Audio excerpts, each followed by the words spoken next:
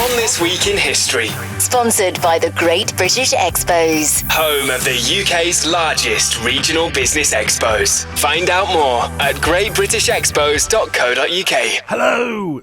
And it is On This Week in History with Paul and Callum Waite.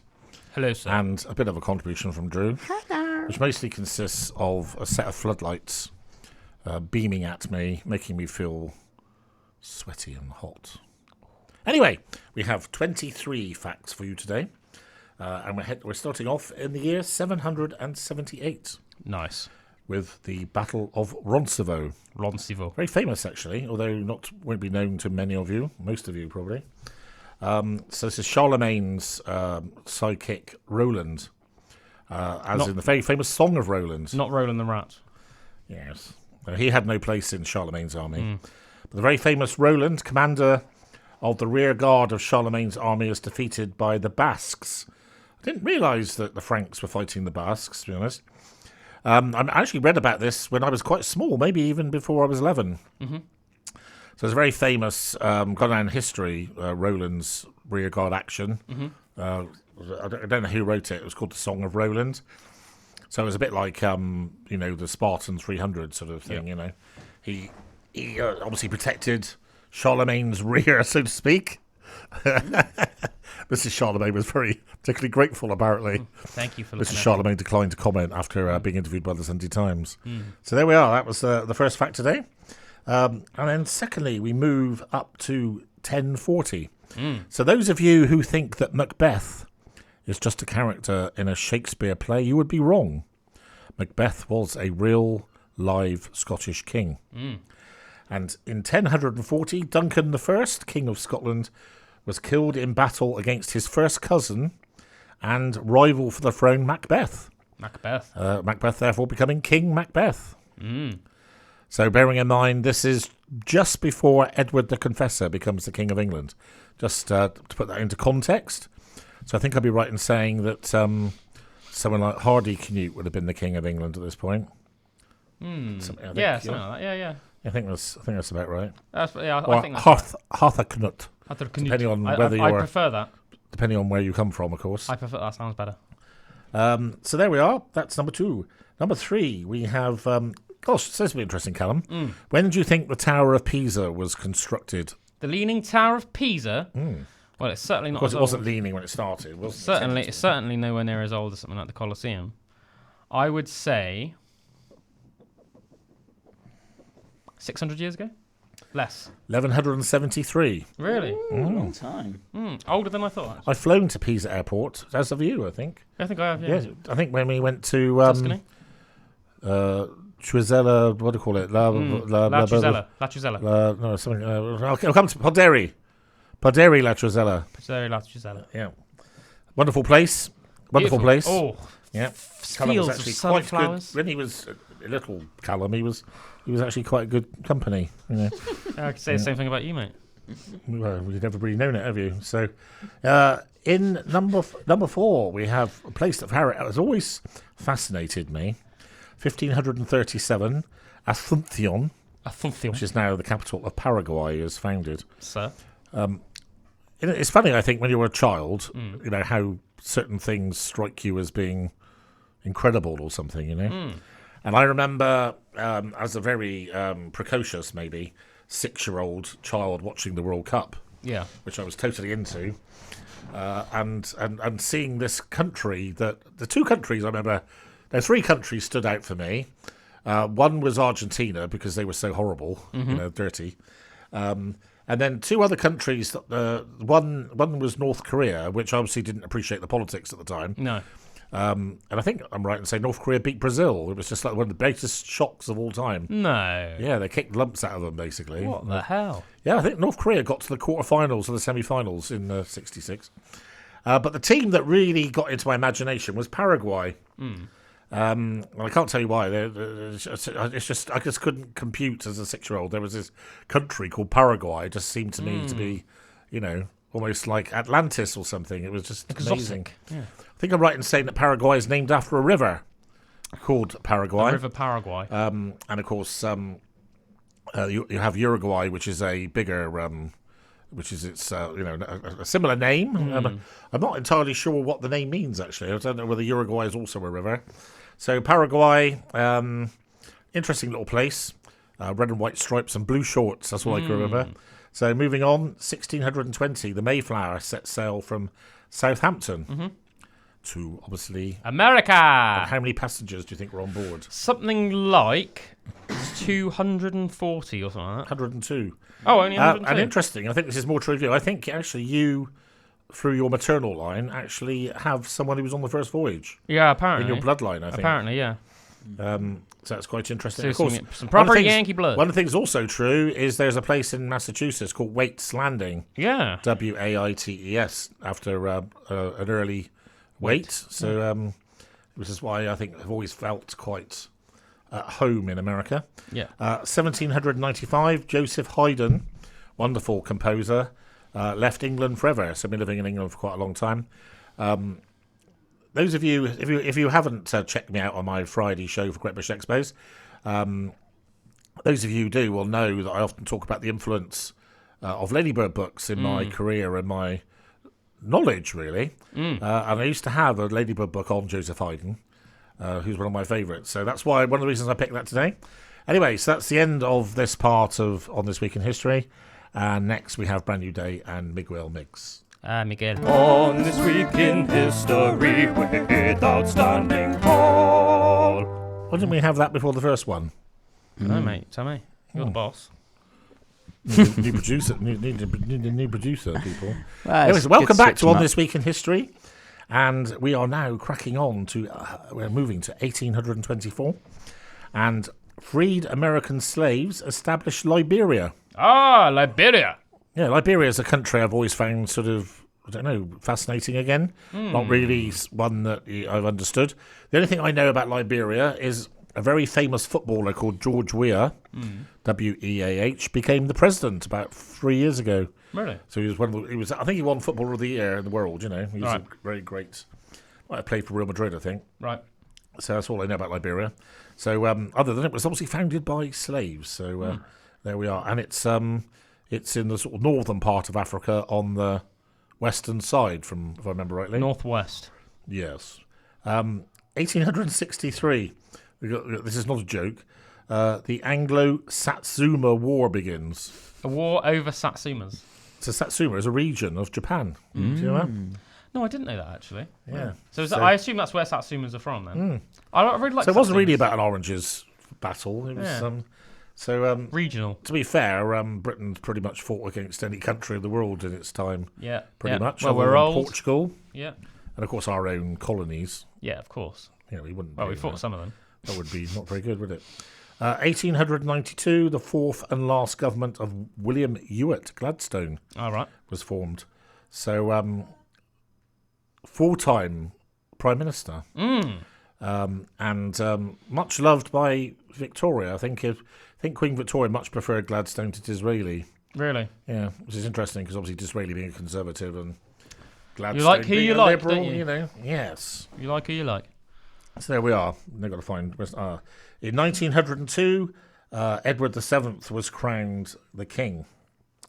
So obviously succeeding his mother, Queen Victoria. So that was quite appropriate, wasn't it? Yes. Edward VII obviously had a reputation for being very much a ladies' man, enjoying.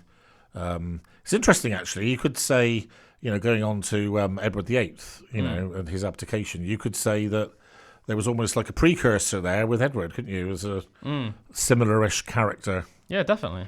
Perhaps, obviously, there's no suspicion that Edward VII was in any way unpatriotic, unlike, obviously, David, as he was christened, Dave. who was a no-Nazi sympathiser and That's correct. met Hitler personally. 1903, the All Blacks played their first Test match at the Sydney Cricket Ground, and they won 22-3 against Australia. Yeah, so they've always been quite good at rugby, it would seem. Yep. Interesting fact, 1914, Japan joins the side of the Allies. Yes. It's quite interesting, that. So you think in the First World War, both Italy and Japan are fighting with us. Yeah. And obviously at the start of the Second World War, They're on the other side. Strange, isn't it? Yeah. It's true, obviously, there was a lot of British influence in Japan. Obviously, wearing suits and stuff became very popular, very fashionable. So what sort of suits? Wearing British suits around the time of the First World War and stuff. Really? So the fact that they then sort of wanted to fight against us is strange, isn't it? Yeah. I don't think they necessarily wanted to fight against us. No, I know. It It sort of became part of the baggage, didn't it, so to speak? Yes. 1914. Really interesting, this. A guy called John Bray patented animation. Fascinating. Yeah, it's quite a lot, it's probably a bit early, but then, I know for a fact that Steamboat Willie was the first Disney. Yep. Which was about 1929, I think. So. It's basically Mickey Mouse, isn't it? But it was like the first incarnation. You mean Mickey Mouse, MICKEYMOUSE? Yes, it. Yeah. That'd be Mickey Mouse. They looked the same. Do they? Yeah. They're one, but they're not the same. 1923, Turkish National Congress chose Kemal Ataturk as its president. Okay. So Kemal Ataturk, who Boris Johnson is a relation of. If I Oh, remember really? right. Yes. That's interesting, isn't it? Yeah, Boris Johnson is something like 1/8 Turkish. You wouldn't think that looking at him, would you? He basically looks albino. It's interesting. I think Turkey is a very interesting country, actually. Yeah, definitely. So it's like rightly it's known as the gateway to Asia. Obviously, Istanbul itself, the front part, a smaller part of Istanbul is in Europe, and as you cross the Bosphorus over to the other side of Istanbul, it's in Asia. But the Turks, interesting people, much disliked across Eastern and Central Europe in particular, by Greeks. because they've. When I was thinking places like Bulgaria, for instance. Well, and Bulgaria. If you go to any country in that region, they all don't like the Turks because the Turks have invaded them. So, in my experience, having been to many of those countries, Well, obviously they've all got statues of people that have, kicked the Turks' butts at some point. Obviously, or something. they won Istanbul by invasion as well, didn't they? Obviously, Constantinople originally, the Byzantines. Istanbul is Constantinople. And one thing I think is a little shame, actually, is that apparently Constantinople, or Istanbul, whichever one you want to call it, had the greatest statues in like the world in terms of like Roman statues. So apparently they had like massive statues of like emperors riding horses on columns. And they were obviously all knocked down by the Ottomans. So the final fact on the second part of On This Week in History, in 1930, and this really was his name, Clarence Birdseye, was granted a patent for quick freezing food. Okay. That's how Birdseye Foods became. Really? Yeah, that's why it's not a joke. Oh, right. Yeah, Clarence just Birdseye interesting. was a real person. On this week in history with Outstanding Paul. Very interesting fact. This I actually did some reading about this once I saw this fact coming up on This Week in History. Yeah. So in 1943, Adolf Hitler physically watched the lynching of Allied pilots, and so I was intrigued by this. So I actually. So actually, what happened is I think it was Goebbels in particular, or I think it was Goebbels. Yusuf. Basically, created I suppose, an indoctrination in Germany, where basically the German people were told that sort of like we were almost like Satan, the British pilots and all that, So it's quite amazing, it's all right for them to bomb London to death. And of course, when we started retaliating, we were the devil incarnate. Yeah, how dare you? So this is actually true. The Nazi hierarchy basically told the German people that if they got anywhere near an Allied pilot, for instance, they were to kill them. So it's quite some quite horrific stories. Like whole swathes of Allied pilots being beaten to death with pitchforks and. Well, I think that there's a shame about that. I mean, in the Napoleonic era, for example, and that would have been considered a war crime. It is a war crime. Well, yeah, but what I'm saying is it's obviously was made widely acceptable to do that. Only by the Germans. It's like saying that it was widely acceptable to have a concentration camp, isn't it? Well, yeah, I know, but I mean, my whole point is that it's sad in general. It's nice to think of those old values that you beat your enemy, and people are going to die, but once they've surrendered, you were honourable about that. Or if things like that. I don't think the word honour really had much of a role. No, I know, but it should have done. Anyway, you might know this. In 1945, America dropped its second bomb on Nagasaki. Do you know what the bomb was called? Quite a funny one, this. Oh, I've heard it before, and I'm annoyed I can't remember it. Fat Man. Fat Man, that's it. Yeah. Was the first one Fat Boy? Maybe. I think it Yeah, was. got a feeling- I think yeah. it was, yeah. Yeah, I think it could well be right there. old So chap. Nagasaki wasn't as devastating as Hiroshima. And very appropriately, very shortly afterwards, in the same year, obviously, was victory over Japan Day, Yeah. which is VJ Day, and of course, victory in Europe was VE Day. Well, yeah, the Americans didn't really want to drop the second bomb, did they? But the Well, Japanese wouldn't give up. Japanese prime minister refused to surrender. Well, the Japanese- Foolishly. yeah. Foolishly. In 1947, India gained independence, and of course, so did Pakistan. This was something that Mahatma Gandhi, for instance, had never foresaw. Mahatma Gandhi very much was a man who believed in a united India, and he didn't discriminate between Hindus and Muslims and Buddhists. Sikhs, for instance. And of course, that's how he met his demise, because he was considered to be, an equal opportunities guy or whatever, and he was assassinated by a Hindu fanatic. Yep. And of course, what then happened is, I suppose the British mainly ended up creating Pakistan and India with some quite basic interpretations of things. So we ended up with groups of Muslims in Hindu enclaves and vice versa. And of course, it led to bloodshed. So literally millions of people killed each other. Yeah, literally fighting. millions. And atrocious as well. Like Women and children. Babies. There was no discrimination. Absolute pure. The unbridled hatred between the Muslims and the Hindus and the Sikhs was just crazy. Yeah, and of course, it still Crazy. to some extent carries on Oh today. yeah, 100%. 1948, the Republic of South Korea was proclaimed.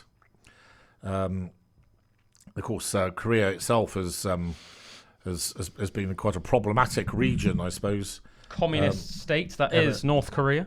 Very much so. In 1971, Bahrain gained independence from the UK. So again, that's something that I don't think people today really appreciate. Is when you consider that Egypt, for instance, was part of the British Empire. Yeah. Until fairly recently. I mean, Egyptians don't really like us nowadays, do they? Part of the reason. I'm not sure that's true. I don't think they do, mate.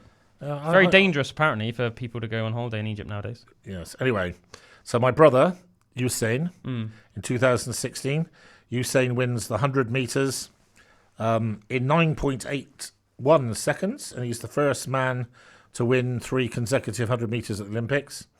And it has to, in the same games, the guy I picked out as probably doing the most exceptional performance in the whole of the games is a South African Wade van Niekerk, who ran a world record of 43.03 seconds. At this point, I've got to mention, Callum and I both love Norway. For some reason, Norway currently has a crop of wonderful athletes, including a guy whose name is something like Warhammer. I can't remember. It's something like that. Anyway, he was the world champion going into the final, and he's pushed all the way by the American whose name escapes me at the moment.